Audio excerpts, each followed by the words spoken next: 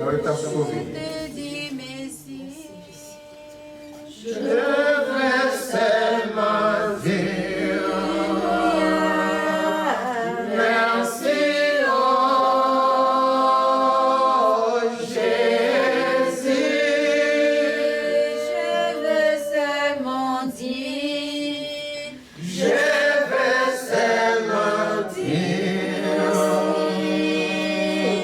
merci, oh Jésus. Merveilleux Seigneur, remercions le Seigneur, remercions le Seigneur, priez, priez, priez. Remerciez-le pour la vie, remerciez-le pour toutes choses. Même quand il ne voit pas, remerciez-le parce qu'il a fait le combat. Dans les visibles comme dans les invisibles. Les choses que tu ne vois pas, il a dans les vies. Alors remerciez le Seigneur. Remerciez le Seigneur de sa fidélité, de sa bonté. Commencez à remercier. Même si tu ne vois pas, remerciez le Seigneur. Parce qu'il a fait le travail pour toi. Il travaille pour toi. Il ne peut pas obliger. Il a fait le travail pour toi. Remerciez le Seigneur. Merci Seigneur, parce que sans toi, je ne sais pas. Merci Papa. Merveilleux Seigneur. Amen.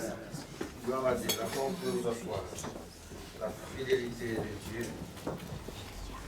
La fidélité du Tout-Puissant. Il est fidèle en toutes choses. Il est fidèle à ce qu'il fait. Il est fidèle à ce qu'il dit. Il est fidèle dans sa bonté. Il est fidèle dans sa main puissante. Il est tout simplement fidèle.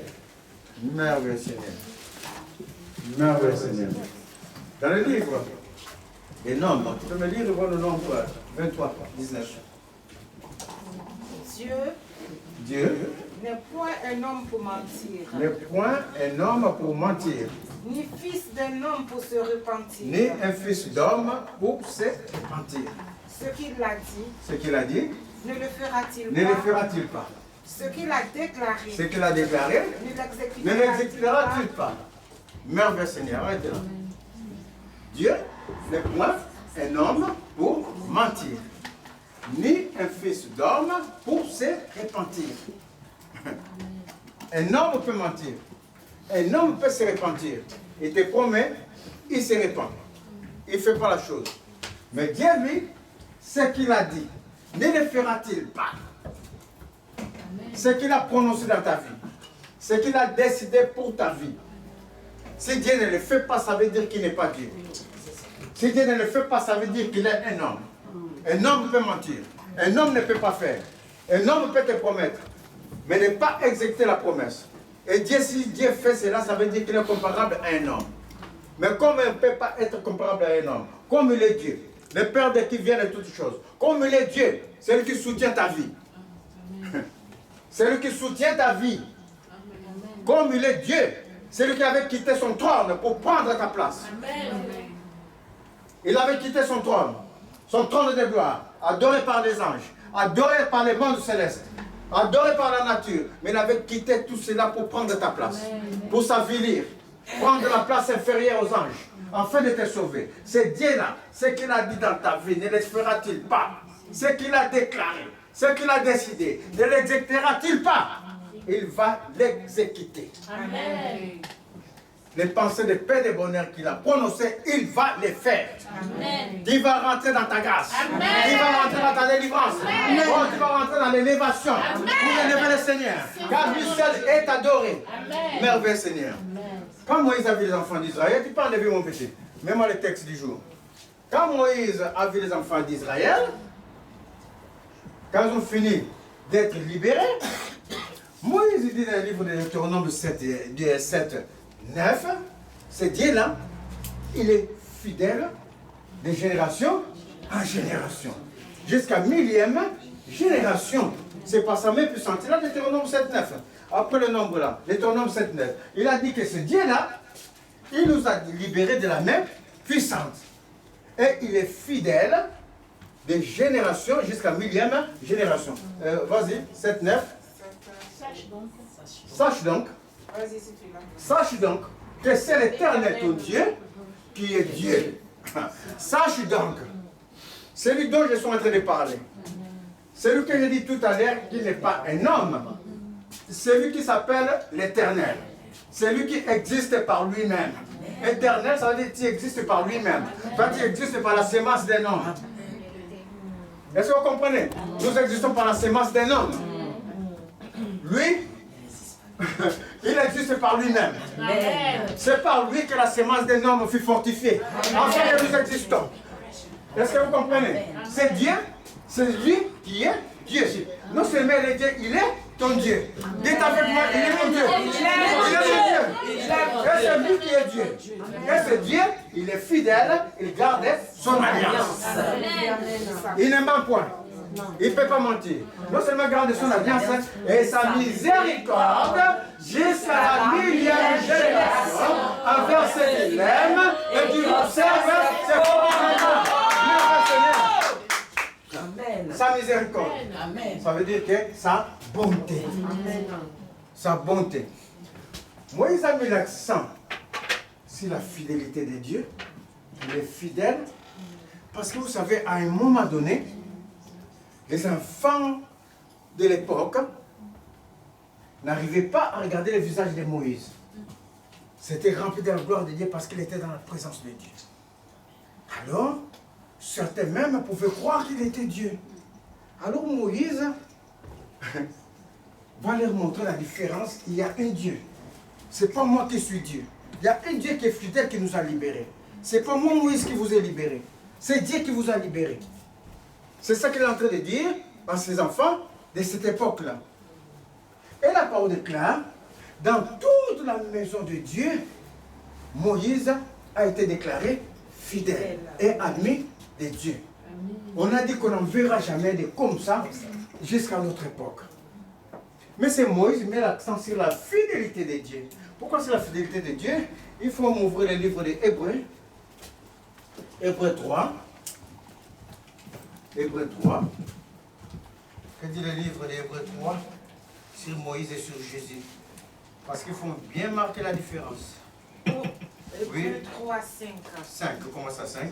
Pour Moïse, il a été fidèle dans toute la maison de Dieu. Il a été fidèle dans toute la maison de Dieu. Écoutez bien, dans toute la maison. Hein? Vous comprendrez, il y a maison et maison. Nous sommes la maison de Dieu à l'esprit. Dans toute cette maison, dans tous les gens qui suivent l'Éternel, Moïse a été fidèle. Comme serviteur. Comme serviteur. Pour rendre témoignage de ce qui devait être annoncé. Pour rendre témoignage, pour ce qui, pourquoi c'est différent là? Depuis qu'il a été... Attends, commence à 5, non, commence plus haut là. Commence plus haut. Oui, il était baisse un peu. Car il a été jugé digne. Commence plus haut. C'est pourquoi, frère, commence à... C'est pourquoi, frère, oui, frère saint, qui avait part à la frère vocation. appelé par Dieu. Comme ils étaient appelés, nous sommes appelés par Dieu. Nous sommes dans le Nouveau Testament. Qui avait part à la vocation céleste. Vous qui êtes appelés pour les choses célestes. Vous qui êtes appelés par Dieu pour proclamer sa gloire. Considérez l'apôtre et le souverain sacrificateur de la foi que nous professons. Considérez celui que nous sommes en train de suivre. Attends, tu peux arrêter là. Je vais suivre les tableaux. Considérez celui que nous sommes en train de suivre. Celui que nous sommes en train de suivre, c'est Jésus. Ce Jésus a été déclaré fidèle à celui qui l'a établi. Jésus a été fidèle à celui qui l'a établi. Jésus a été fidèle au Père qui l'a établi. Le Saint-Esprit est descendu sur lui. Celui-ci est mon Fils bien-aimé, à qui j'ai mis toute ma confiance. C'est lui qui l'a établi. Et Jésus a été fidèle à ce qui a été décidé. Comme les filles Moïse dans toute la maison de l'Éternel. Ce n'est pas par hasard qu'on a fait cette comparaison. Comme les filles Moïse, c'est pour montrer la supériorité de Jésus en tant que Dieu par rapport à Moïse qui est un homme. Jésus fut déclaré fidèle par celui qui l'a établi. Comme le fut Moïse dans toute sa maison. On va voir, car il a été jugé, on parle de Jésus, il a été jugé d'une gloire d'autant supérieure à celle de Moïse. Que celui qui a construit une maison a plus d'honneur que la maison elle-même. Jésus qui a été fidèle à Dieu a été jugé d'une gloire supérieure à Moïse. Car Moïse est une maison de Dieu. Mais c'est lui qui a construit Moïse. C'est lui qui a construit sa maison, c'est Jésus. C'est lui qui a construit la maison, a plus d'honneur que la maison elle-même. Oh, merveilleux Seigneur. Vous êtes en train de suivre? C'est lui qui a construit Moïse. C'est lui qui a construit sa maison, c'est lui. Et donc, le constructeur est plus grand que le constructeur. Vous êtes en train de suivre? Donc, chaque maison est construite par quelqu'un. Moi, mon petit. Mais c'est lui qui a construit toutes choses, c'est Dieu. Celui qui a fait de nous une habitation de Dieu par esprit, c'est lui-même Dieu. Voici la supériorité. Il ne faut pas confondre, nous ne suivons pas un homme. Nous sommes devant un Dieu puissant. Qui est fidèle. Moi, comment il peut la mon petit?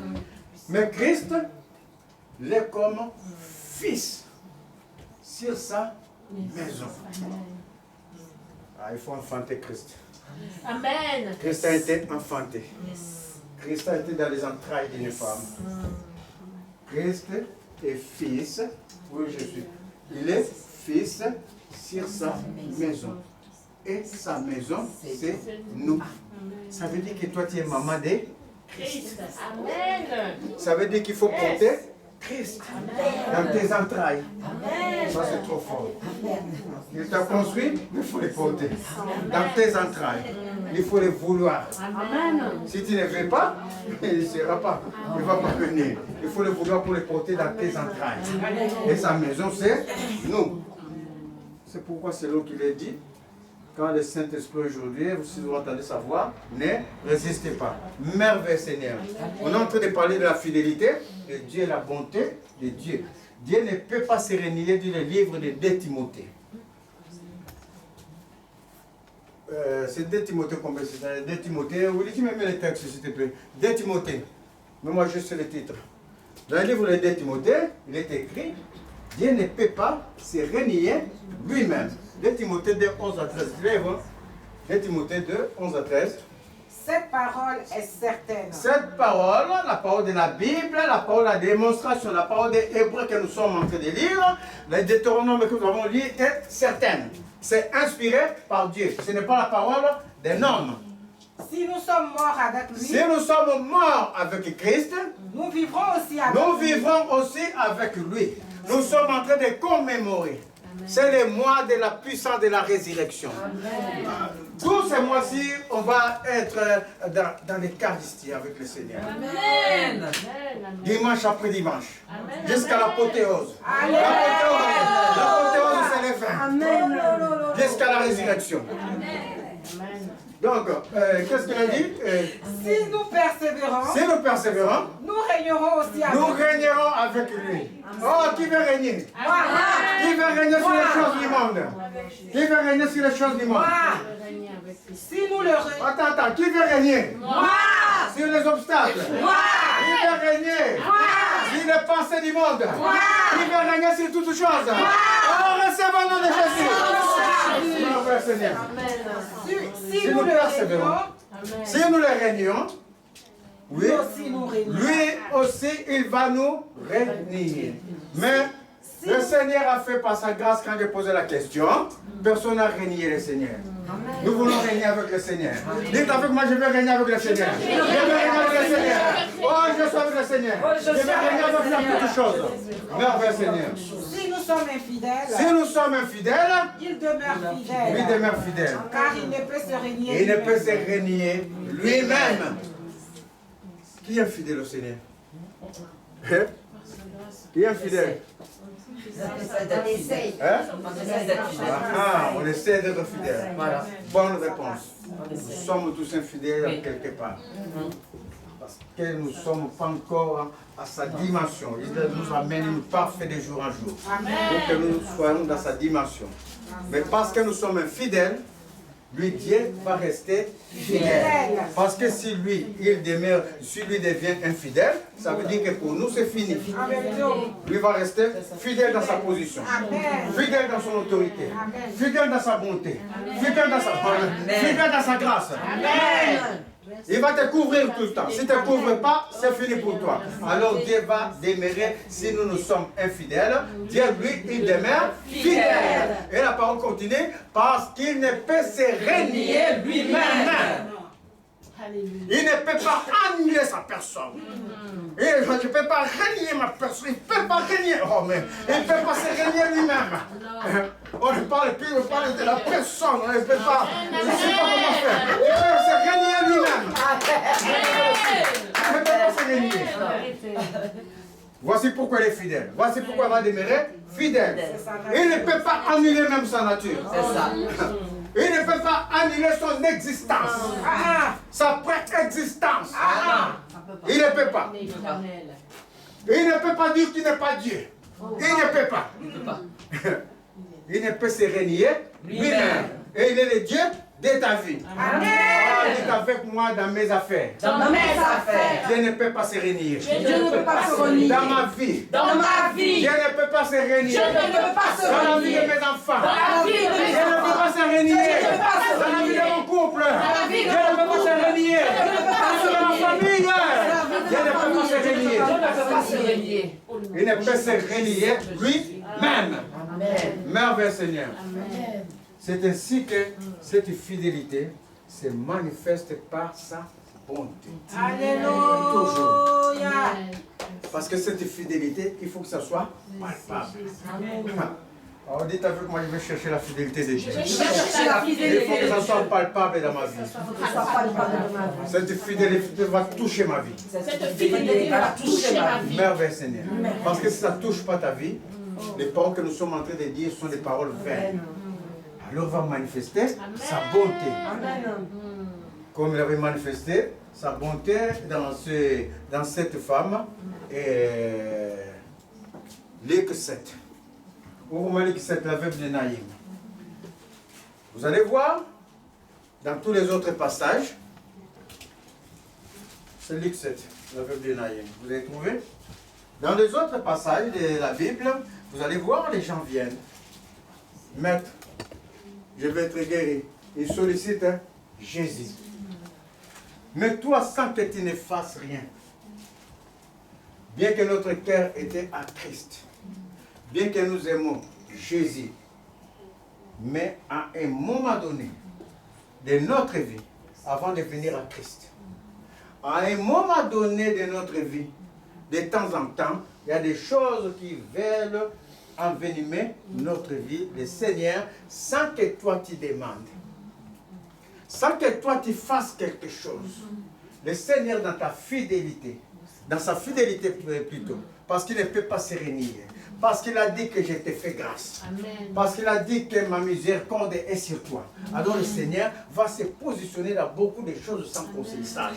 Ça s'appelle la bonté de Dieu. Sans ton intervention, sans que tu viennes. C'est ainsi que cette femme, qu'est-ce que dit la Bible, cette femme, la veuve de Naïm? Le jour suivant, Jésus alla dans une ville appelée Naïm. Naïm. Ses disciples et une grande foule faisaient route avec lui. Oui, attends. Jésus alla dans une ville appelée Naïm. J'avais dit tout à l'heure que sans que tu le veuilles, sans que tu saches, sans que tu demandes, Jésus, lui, il va intervenir. Pendant que les choses sont en train d'arriver, Jésus, lui, il est en train de marcher. Il est en train de marcher pour contre la chose. Ça, tu ne sais rien. Toi, tu ne sais rien. Tu n'es pas dans la confidence. Ta seule confidence, que Dieu est avec moi. Ta seule confidence, il est élevé. Ta seule confidence, il est fidèle. Ta seule confidence, il ne peut se renier lui-même. Et lui, maintenant, il voit ce qui va arriver. Alors, il commence à marcher vers la chose. Pour contrer la chose. C'était l'histoire de cette veuve. Cette veuve va avoir une histoire. Jésus dit aux disciples, ah, demain, on monte vers Naïm. Il commence à monter. Lorsqu'il fut près de la porte de la ville. Près de la porte de la ville, parce qu'il y avait des portes de ceci, porte de Motoban qui va vers Motoban, porte de Roseraie, voilà. Amen. Jésus arrive là. Porte de Balma, voici Jésus. Porte, c'est quoi ce quartier Bonne Foi? Jésus arrive là. Amen. Parce qu'il y a des âmes à sauver là. Amen. Alléluia.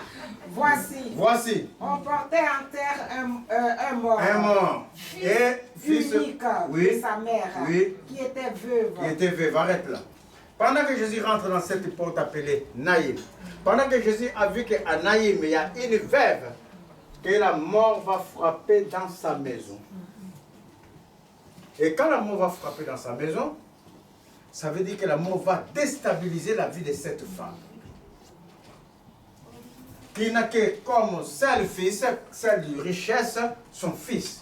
Je vous avais dit la dernière fois, la richesse de la famille, quand le père n'était pas là, était donnée à l'aîné qui est mâle, qui subvenait aux besoins de la famille. Donc c'était l'espoir de cette veuve. Alors cette veuve va commencer à descendre parce que Naïm était une ville située dans la colline. Quand tu vas à Jérusalem, comme ça, il y a une colline comme ça. Là-bas, en haut, c'est Naïm. Il n'y a pas de chemin. Il y a un seul chemin, Naïm. Et dans ce chemin-là, à droite là-bas, il y a le cimetière. Alors Jésus, lui, à gauche plutôt, Jésus, lui, il est en bas. Donc il y a un seul chemin. Amen. Mes chers amis, ils ne viendront pas un chemin, mais ils feront par cette porte ou cette chemin. C'est pas dit la parole, vous cherchez chez vous. Ils viendront par, oui. Ils fuiront un seul chemin, mais ils fuiront par ce chemin. Il y a un seul chemin qu'ils empruntent. Il y a un seul chemin spirituel qu'ils prennent. Mais quand ils prennent ce chemin spirituel, ils savent qu'il y a un garant. Amen. Alléluia. Ils savent qu'il y a un garant. Amen. Alors ils essayent. S'ils voient que la personne n'est pas attachée à celui qui l'a fait, à celui qui a fait sa maison, qu'ils veulent tourmenter, alors ils tourmentent. Donc ils tentent. Mais pendant qu'ils tentent, le garant, lui, il est là. Si tu l'affectionnes, il est là. Amen. Mes chers amis, un seul chemin. Dieu va s'enfuir. Alors, qu'est-ce qui s'est passé? Et il y avait avec elle beaucoup de gens de la ville. Beaucoup de gens de la ville. Le Seigneur l'ayant vue, fut ému. Beaucoup de gens de la ville accompagnent cette femme dans ton malheur. Mes chers amis, c'est pourquoi qu'il est bon de rester ensemble avec les enfants de Dieu. On est dans le monde, on ne va pas fouiller les gens du monde, sinon nous ne viendrons jamais à Christ. Mais dans la plupart des 3/4 de ta vie, de ta conversation, quand tu appelles un enfant de Dieu, tu lui racontes ton malheur, il va t'exhorter, il va te relever pour ne pas que tu tombes. Mais quand tu vas raconter ça à quelqu'un du monde, ah mais toi ce que tu veux faire là c'est très difficile. Hein? Là, cette situation-là, il est en train de t'enfoncer. Même il va commencer à pleurer avec toi. Est-ce que vous comprenez? Il va commencer à pleurer avec toi. Dites avec moi, ma vie c'est la joie. Moi, ma vie c'est la joie. Parce que le Seigneur avance pour moi. Le Seigneur est en train d'avancer. Ils vont se rencontrer là. Alors les gens accompagnent cette dame. Ils l'accompagnent pour enterrer son fils. C'est fini. Ta vie est finie. Il commence même à se... D'autres en coulisses comme ça se moquer. On va voir comment elle va faire. Il commence à se moquer. Sa vie est finie. On va l'accompagner pour enterrer son enfant. Pour enterrer son bien. Sa richesse. L'enfant, le mâle, représentait un bien. Non seulement il représente l'enfant qui sort de ses entrailles, mais il représente toute sa vie. On va l'enterrer. Voici pourquoi Moïse avait mis l'accent sur Jésus. Amen. Est-ce que vous comprenez? Amen. Quelle que soit la richesse que peut avoir un enfant, pour nous, c'est un enfant. Amen. Ce n'est pas la richesse qu'on voit. Est-ce que vous comprenez? On voit l'enfant, les fruits de nos entrailles. Elle accompagne pour enterrer un trésor. Alors Jésus va les rencontrer. Donc, Jésus voit toute cette foule. Oui. Il s'approcha. Et toucha le cercueil. Ah, merveilleux Seigneur. Quand Jésus s'approcha, il toucha juste les cercueils. Et l'autorité de Jésus va se manifester. Quand Jésus s'est approché, Jésus n'a pas fait beaucoup de choses. Il va juste toucher. Il va toucher, je suis en train de dire le Seigneur. Le Seigneur que je représente, il a touché. Il va juste toucher. Il va toucher. Je suis en train de dire que le Seigneur que je suis en train de représenter, il va toucher. Il va toucher. Il va toucher. Là où la mort est en train de s'immiscer. Il va toucher là où les liens sont en train de bloquer la vie de la femme. Il va toucher. Il va toucher l'obstacle. Le Jésus que je représente, il va toucher l'obstacle dans toutes ses dimensions. Il va toucher. Il ne va pas faire autre chose, il va toucher et l'autorité de Jésus va se manifester. Les liens vont se briser. Il va toucher. Il est en train de toucher. Il est en train de toucher. Il est en train de toucher. Il est en train de toucher. Jésus va toucher. Et quand il a touché, qu'est-ce qui s'est fait? Ceux qui le portaient, le cercueil, il dit, il s'arrêtèrent. Il dit, jeune homme, je te le dis. Jeune homme, je te le dis. Lève-toi. Et le mort s'assit. Et le mort s'assit. Et se mit à parler. Jésus le rendit à sa mère. Jésus le rendit à sa mère. Tous furent saisis de crainte. Et ils glorifiaient Dieu. Disant, Jésus toucha. Quand il toucha, il dit, jeune homme, lève-toi. Quand Jésus toucha, il dit, sors des obstacles. Quand Jésus toucha, il dit, sors des délivrés. Quand Jésus toucha, il dit, je brise le cercle vicieux. Quand Jésus toucha, il dit, aujourd'hui c'est ta délivrance. Sois délivré. Parle, proclame que tu es délivré. Sois délivré. Les morts s'assiedent, commencent à parler. C'est la délivrance. Au nom de Jésus. Quand Jésus toucha, il fut délivré. Quand Jésus toucha, les obstacles sont activés. Quand Jésus toucha, la mort partit. La mort s'enfuit. La mort s'enfuit. Toucha. Merveilleux. Et Jésus rendit l'enfant vivant à sa mère. Alors les gens furent saisis de l'étonnement. Tu peux t'asseoir. De l'étonnement. Parce que quand le Seigneur agit, le monde s'étonne, ils sont dans l'étonnement. Jésus a manifesté la bonté. Ce n'est pas la femme qui a demandé à Jésus. Ce n'est pas vous et moi qui avons demandé à Jésus. En ce jour d'aujourd'hui, je lève la bonté de Jésus sur vous. En ce jour d'aujourd'hui, je lève la bonté de Jésus sur vous. En ce jour d'aujourd'hui, je dis que Jésus vous a fait un atout. Il a touché vos vies. En ce jour d'aujourd'hui, je dis que la main de Jésus a touché sur les obstacles qui se sont enfouis. En ce jour d'aujourd'hui, je dis que les liens sont brisés. En ce jour d'aujourd'hui, je dis que les maladies ont plié chez nous, quitte au nom de Jésus. En ce jour d'aujourd'hui, je dis que vous êtes libres au nom de Jésus. Parce qu'il a manifesté sa bonté. Et les gens commençaient à proclamer, à glorifier le Seigneur. La bonté de Dieu. Ça se manifeste sans que toi tu fasses quelque chose.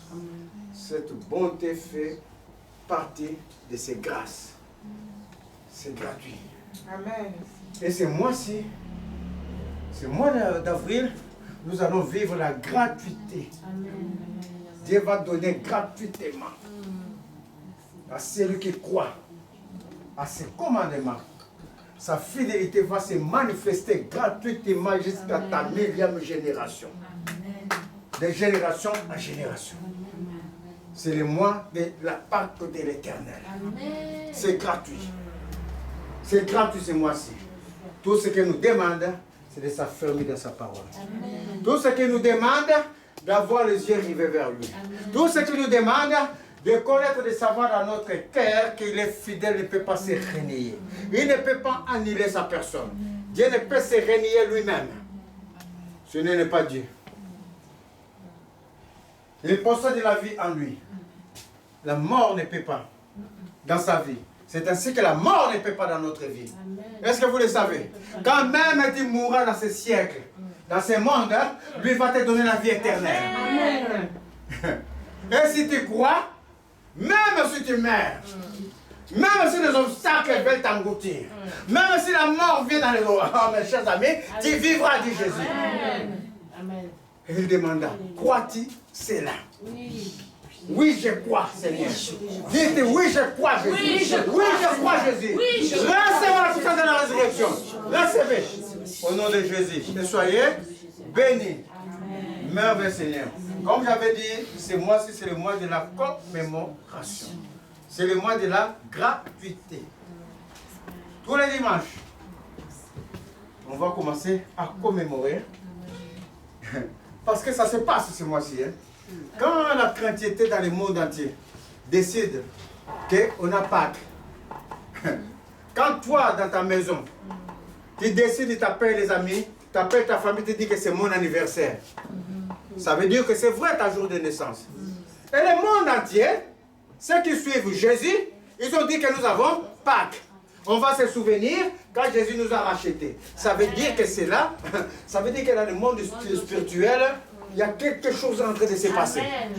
Et vous comprenez? Quelque chose, quand tu fêtes, ne faites pas l'anniversaire pour fêter. Parce qu'avant le jour de ton anniversaire, quelque chose se passe.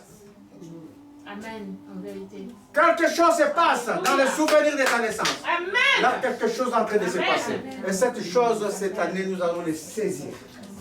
Nous allons la saisir, je suis en train de dire.